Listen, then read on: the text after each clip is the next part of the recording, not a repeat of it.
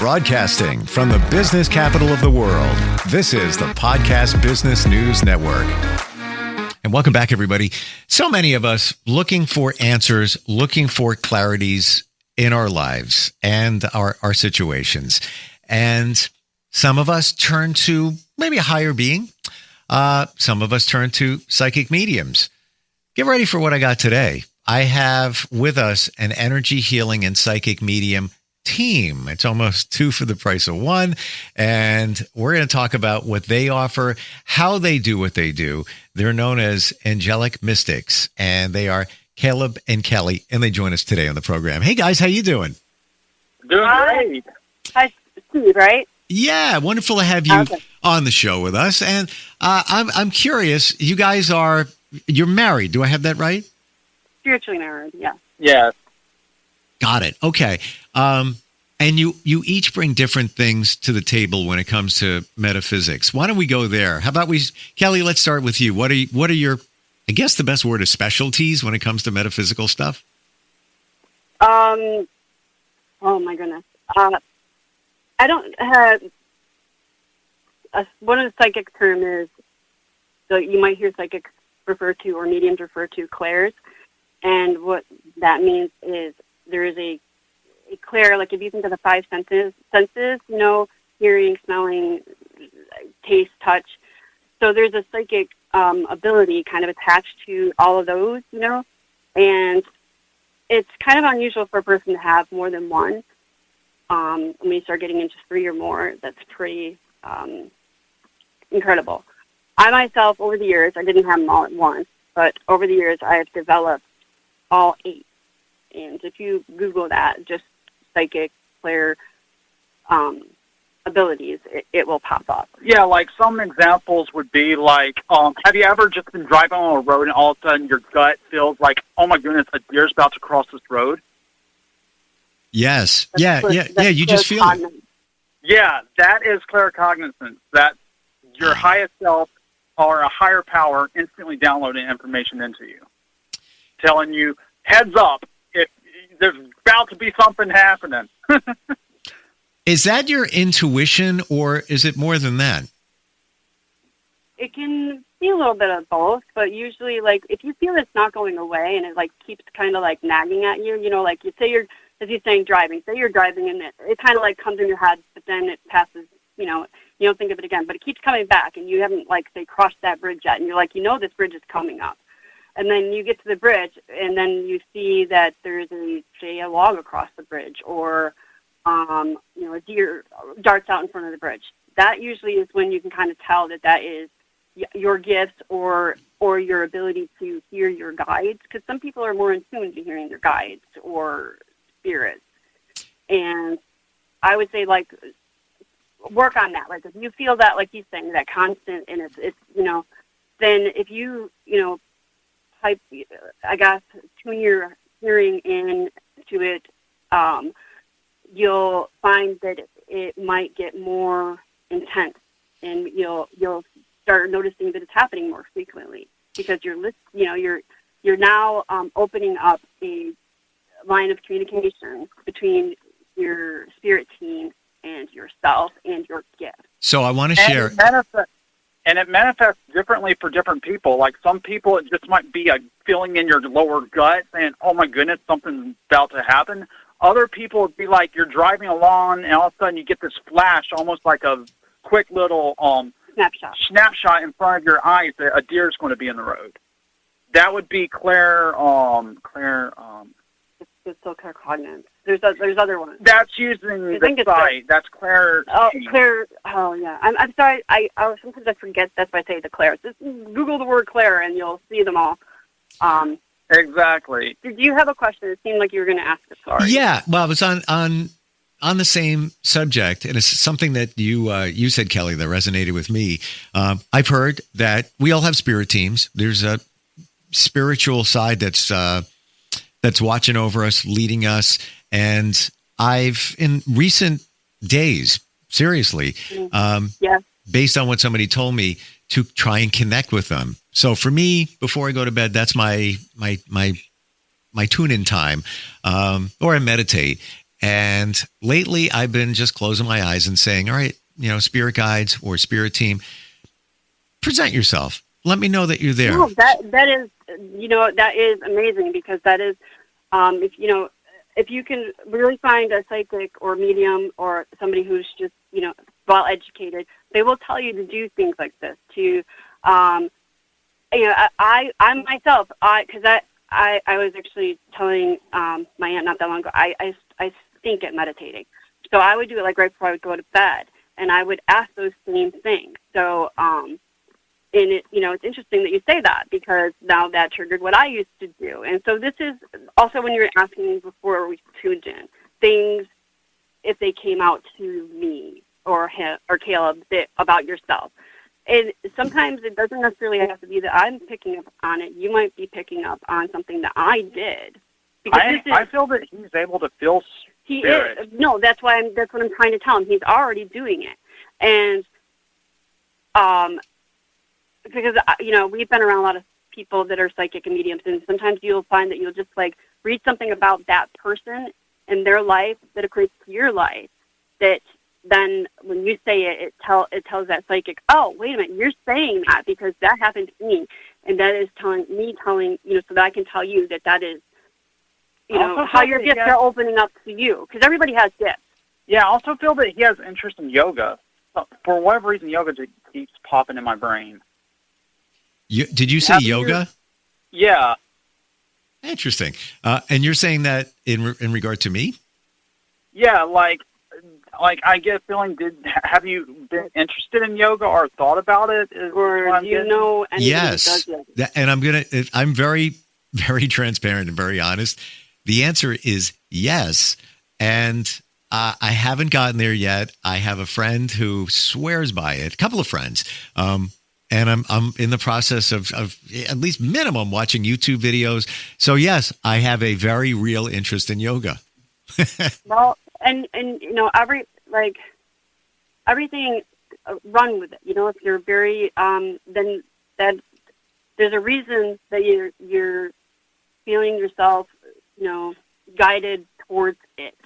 And also one thing, like when we do readings on people that we will tell them is so sometimes fear is waiting on the other side to get communication across, and not a lot of people are in tune to it. So sometimes spirit is waiting a really long time to get a message across. So we might get something in a reading that you're like, I don't know, that doesn't really sound like me. And so we tell people, just listen to everything that comes out and think of people that you know in your life, because this message might not be for you, but this is the only time the spirit could have gotten the message across. So if we say something and you're like, that doesn't sound like me, but that sounds like my aunt, that's past, or my aunt, that's something that's been going on in her life. So then get that message to that person, because that's who it was for.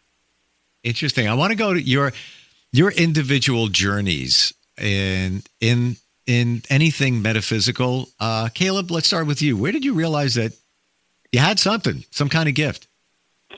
Actually, here it started off years ago. Actually, when I was like young, before I even got my driver's license, like I would be out in nature all the time, just communicating with trees. Like I would literally just sit hours on end meditating in the woods, in 40 acres of woods, and literally trees would talk to me. Like I could hear them convey info to me through the wind.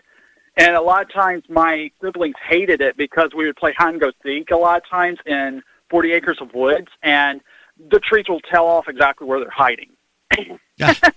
They would get so upset. And then another incident happened. I was fishing with my buddy, and that's when dragons started coming into my life. Like all of a sudden, like at the corner of my eye as I was fishing, I could see this, like, because some of my clairs are clair-seeing. Like I can see things that other people can't see a lot of times. And like in the corner of my eye, I was seeing this egg that kept facing in and out that was just sitting there on the beach next to where I was fishing. And like I was drawn to it, and next thing I know, metaphysically drawn to it, I connected with it, and next thing I know, I had a dragon that was right by my side. And some people might say that that's crazy and like, oh, you're just imaginative. Yeah, some people would say that at first, but actually the truth is, like, what confirmed it was several incidents that occurred. One time I was hanging out with my friend, and I never even mentioned dragons to him, and he's like, dude, you have this just ancient white energy around you, and it's like this, it almost feels like the sun. A piece of the sun is right next to you. And another incident that occurred where that gave me proof that what I was seeing was not my imagination was one of the times my parents took me to when my dad was alive. I'll get more into that later because that's kind of what got me even deeper into this path. But anyway, so before my dad passed away, he would take us on vacation twice a year. And one of the vacations he took us to was in Little Rock, Arkansas at, have you heard of the Mini Islands campground? No, I didn't even know that they existed. Where is that within? That's around Little Rock, Arkansas. And so we was there, and there's this, my parents did not believe in the psychic stuff. They thought it was evil, that it would damn me to hell and things of that nature, because they were very old-fashioned. Nothing against them, but they were old-fashioned. There's nothing wrong with being old-fashioned, but, you know.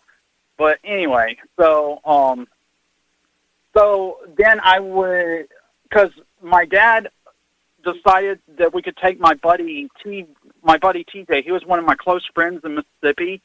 Me and him would be hiking all the time because he wanted to go hiking, camping with us. So my dad took him with us, and we, with his parents' permission, of course, and we went camping. And so me and TJ wanted to walk to the neighboring town next to the campground and just explore the town. So, because we were hikers, we loved walking. We can walk miles upon miles, literally, without breaking a sweat. And next thing you know, we saw this cool, like, psychic shop right in the town, and I was like, we were both drawn to it because we both were gifted in our own ways, spiritually, and so. And I was drawn to it. Next thing I know, I didn't even mention dragons or anything to the psychic there. She was just busy dusting off her crystal ball. And, like, right when I stepped in, she froze. And she was like, oh, my goodness. It's been a long time since I've seen such an ancient energy come into my workshop here. And I was like, yeah, She's like, so do you have something around you that's really old and ancient? I was like, yeah, I have a dragon. And she's like, wow, you are so fortunate to have that. Because they are ancient, wise beings that have a reservoir of knowledge. So, and that's kind of what pushed me in that direction even further and further confirmed that what I was seeing was not my imagination. Wow. It's so funny when you think of dragons, you think of, fire and negativity and all of that. It's not that way. No, I mean in the Asian culture, it's actually more Western that thinks that way. The Asian culture, they do not. The Asian culture reveres mythical creatures, and they, especially the dragon. They actually believe that their emperors, China, Japan, Korea, they all believe that their emperors stemmed from the dragon. They believe that literally that it was a dragon seed. Kelly, how did it begin for you, where you realized, hey, I got something here? It started with me as a very, very young child. After one of the first times that I myself remember that something was different was after my brother had passed. This just sticks out in my head. We were at the cemetery, my mother and I, and, I was like 3, 4, maybe, somewhere around there. I was under 5. And, I was, as a little kid, I was just kind of running around, my mom, was grieving. And so I was playing with this young girl. She was a teenager, but my mom got up and went over where I was playing, and she asked me what I was doing, and I told her I was playing hide and seek with the girl, and I pointed to her, and my mom had gotten very angry with me, and had, I don't want to go into every detail about it, but had basically told me it's not funny to make fun of that. Now, this is before I could, read. And I didn't know what she was talking about, because to me, this person, because I can see ghosts, I saw her, I see you, if you were standing in front of me, I could see you. I wasn't transparent. I did not know, and I still, to this day, sometimes when I see a spirit, it will be not see-through, it will be solid. And she was just saying, making fun of the dead. I found out when I got older that the gravestone that she was pointing at was of a Jane Doe in this area that was found, and they didn't solve her case until years later. And how would I know that as a little kid? So when I was growing up, we moved a lot, and everywhere I went, I was seeing things, and some of it wasn't good, some of it wasn't. Some of it was good, good, and some of it wasn't always so good. Some of it could be pretty scary. And this one time when we were living in Rushford, at one of the apartment we lived at, it was the spirit of a teacher, and she worked with me. I thought my parents could see her. I thought that she just, I guess was giving me extracurricular studies, when my parents weren't in the room, because she would only be there. It wasn't like she would pop in and out, when my parents were walking. She would just kind of do it when times where my parents were kind of doing something else, and then she would make it seem like she was coming to the door and knocking and whatever. So I thought it was a person, and I think she knew that I was seeing her that way, and she just didn't tell me that she was a spirit. Until I got older, that I realized I was doing math and English with a ghost. Wow. Yeah, and an example that happened when I was with my first husband was a friend of ours. I noticed a spirit that was living in their house, and I got her initials, SW, and I got the time that she was in and whatever correct, and if she was connected with somebody in the Civil War. I believe it was the Civil War. Might have been World War I. But anyways, she was writing, she had gotten a letter. My friend, they were remodeling their attic, and this letter had fell. In the letter, it had her name was Sadie Wellington, which was the initials I gave, SW, and she got a letter from a gentleman in the war, and I had saw that gentleman floating in the ceiling, and I just thought those were times where it was like Cale was saying, things that reaffirmed that I wasn't nuts and I didn't need to go to loon bin, that I was seeing things and hearing things that were real. And I want to add something to that. I didn't really start seeing human spirits, actually, until after my dad passed away. Once my dad passed away, he came back a few times and apologized for the hard time, that I had, because he didn't understand me the greatest when he was alive, because, my mind was always connected with so many things, and, with nature, with the elements, with... I think what Caleb is trying to say is sometimes our psychic gifts, every person, if you can imagine, we're born with a lotus flower, and everybody's lotus flower opens at a different rate, and the more open your lotus flower is, the more your spiritual gifts become aware to you, and the more access you have to them. And for some people, just being born will open their lotus flower a little bit or a lot. And sometimes you will find that a trauma will actually be a catalyst, like he was saying, like his dad. I don't know if my brother dying was a catalyst. I'm sure it probably was, and how he died. And I was 18 when my dad passed away on me. I'm 34 now. And ever since that, I've been able to pick up on human spirits, magic, soul spirits, nature spirits, and other spirits as well. So I want to ask you a question based on that. And by the way, my dad passed when I was 21, so I understand a lot. And my mom passed coming up on almost 6 years ago.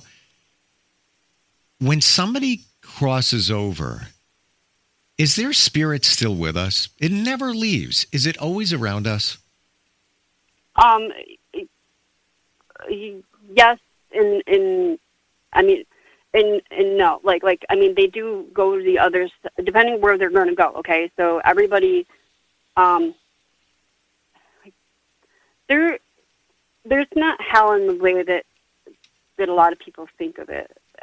Okay, like if you say, it's all vibrations in a way. Like I don't know if you've ever heard of talking about going up a level or going down a level. So like so essentially, once one passes and sheds their physical form, they can actually go to and fro. Like there's times that my dad and my grandparents aren't with me here in spirit, and there's times they are.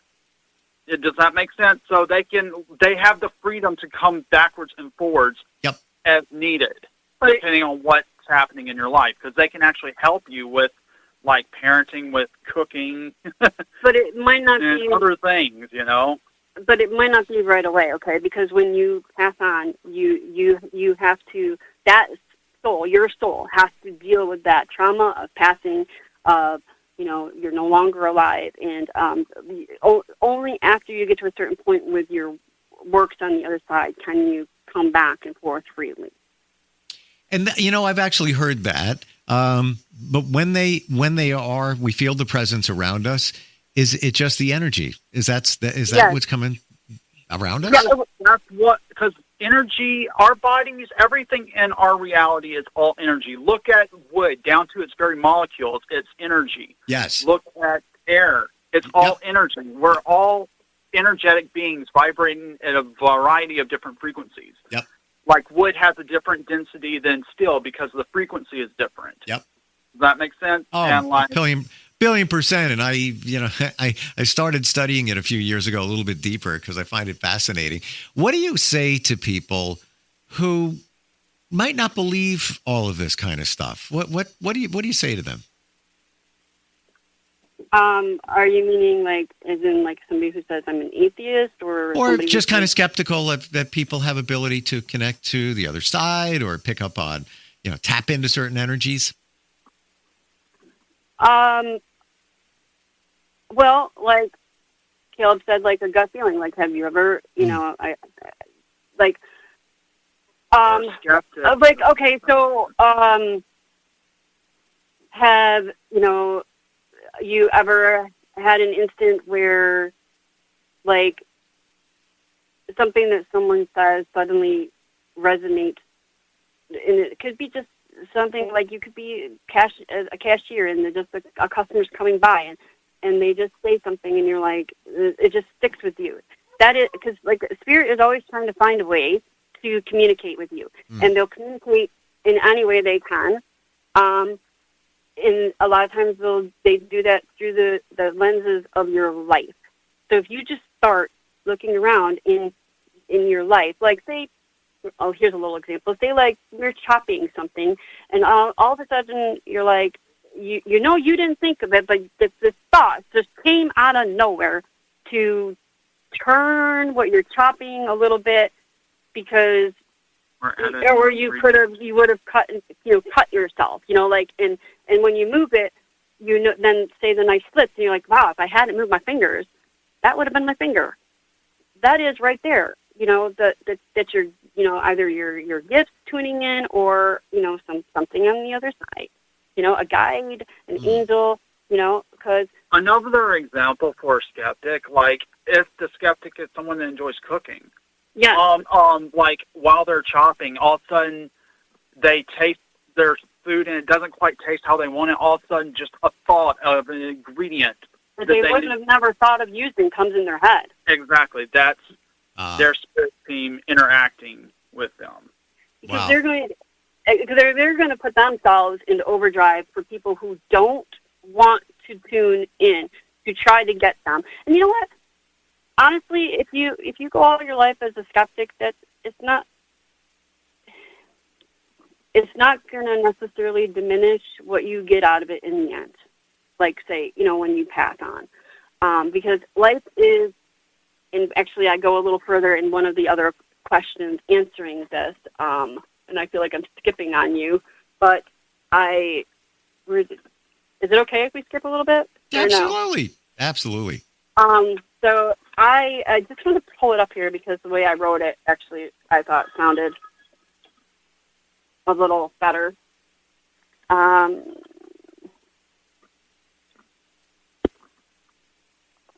think it was question number 17. I like that you... I'm sorry, go ahead. No, what were you going to say? No, I just love the fact that you guys have a belief that our spirit team always has our back. Well, so before you're born, you decide, like, you make a life plan, okay? And it's not written in stone, okay? It's almost like it's written in pencil. And the life that you're going to have, kind of like you get it like a broad view. Of course, this is before you're born, so you're not going to remember it in the way that I'm talking to you.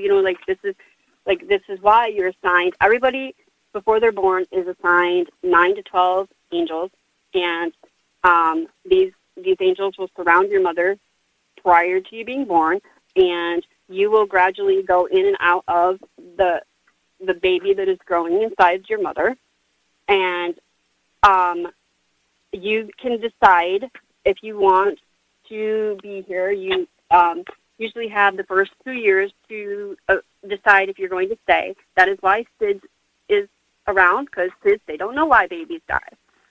There is no medical reason, and that's because that was a soul that either there was their plan to leave early or they chose an exit. You have multiple different exit points in your life to choose if you want to stay, actually die, and you're given so many of these exits until eventually you don't. Everybody has to die. But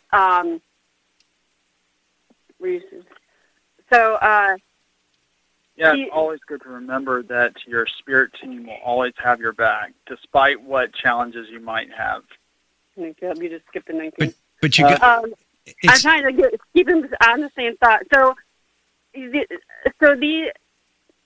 like, say, for example, before you're born, you decide that you're going to have, like, it's like sometimes you might ask yourself, well, why does that, why was that person born that they could be an actor and make billions and I'm just a fry cook? Well, it's because on the other side, you chose that because you needed to learn certain lessons so that, when you did pass, we believe in reincarnation, you could grow for the next life, because it's all about learning. And your spirit team will always have your back. Like your angels, they always have your back throughout your walks of life, your ups and downs. So these 9 to 12 angels, when you're first born, they're around you constantly. And then as you grow, some of them go back to heaven, but they're still there. And then by the time that you're 9 to 12 years old, which you see, like on 9 to 12, there's a significance to that. Only 1 to 2 angels stays with you constantly. However, something that I've learned more recently is you have, on the flip side, you have what I call like an anti-angel. Like you have just as much good influence. You have to give you because it's all about free will, free choices. It's like in nature. Everything is all about balance, the yin and the yang. Everything is a balance between light and dark. Right, exactly. So you'll have, like, other... They're not angels, like, because, you know, you do... The reason why you see in religion, you know, they talk about, you know, angels in the fall is because, you know, a certain set of angels chose that they didn't want to, you know, guide in the way of that we're just going to guide positively. So they guide in that like if you say, if you remember being a little kid and being in the store and the temptation to steal a candy bar and, you know, some people are going to steal it, some people are not. But that temptation was allowed there, and then so that would be like your the temptation guide of things. And then the alternate would be if you chose not to do it, then that would have been, you know, other guides helping you to make that decision. Everything in your life is a series of choices. We're just about out of time, and I'm yeah, sorry. no worries. Quick question though, your spirit team we talked about here.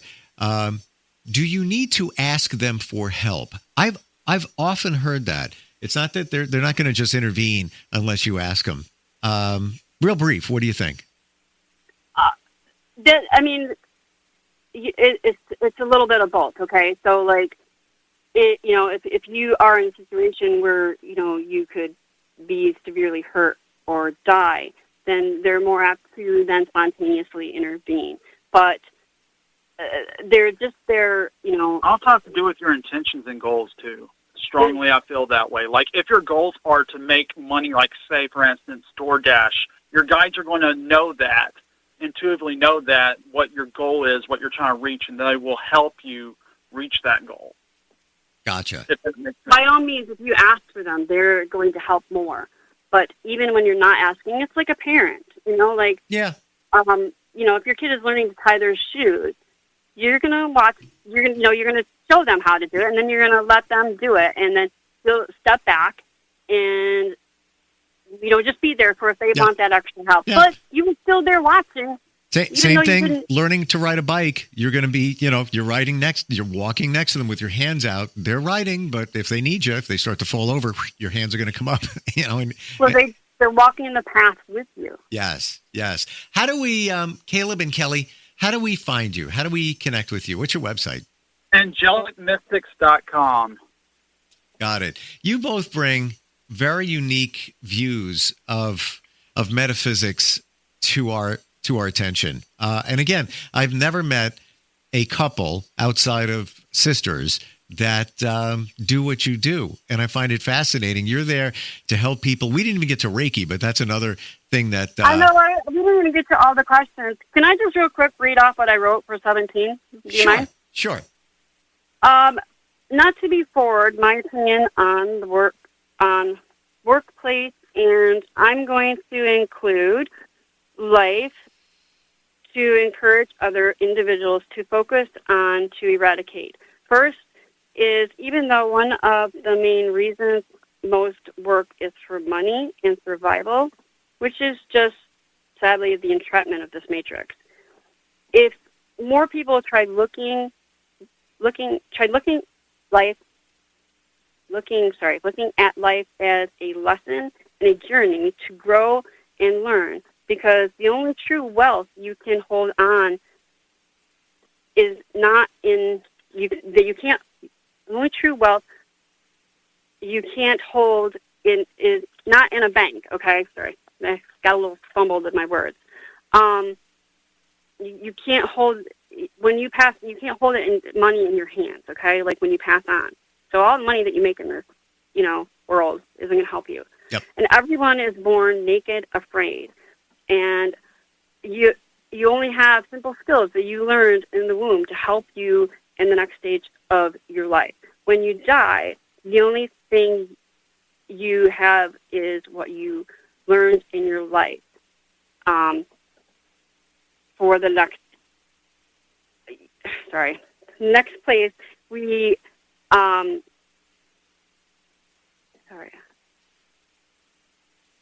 Yeah, for, that, I don't mean to be getting, so treat these lessons and life skills like gold, and if everybody treated it like gold, then everybody would be a little richer.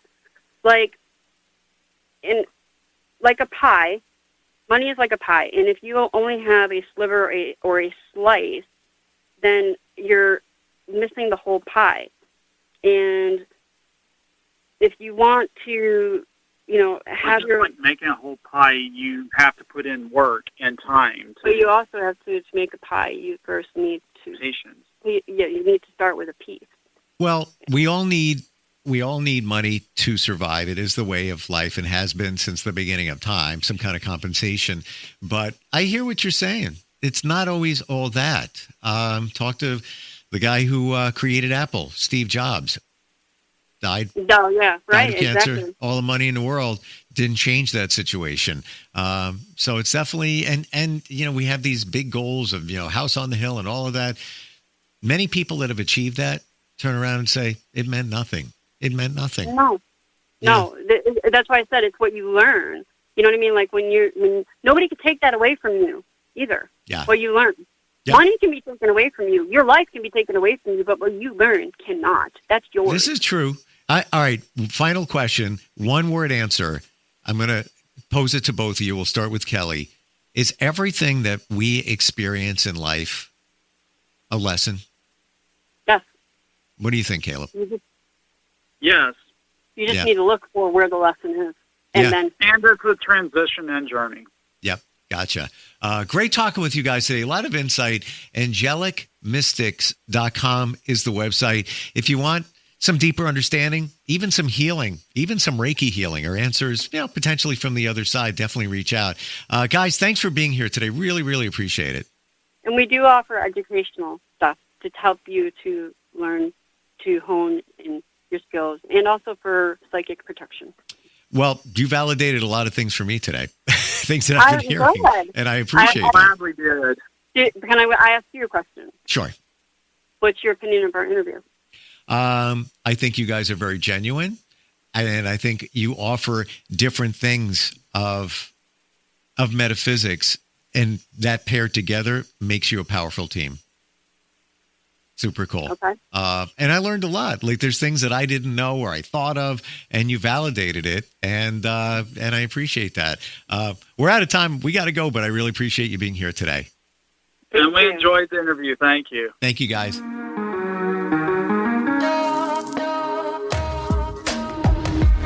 Broadcasting from the business capital of the world, this is the Podcast Business News Network.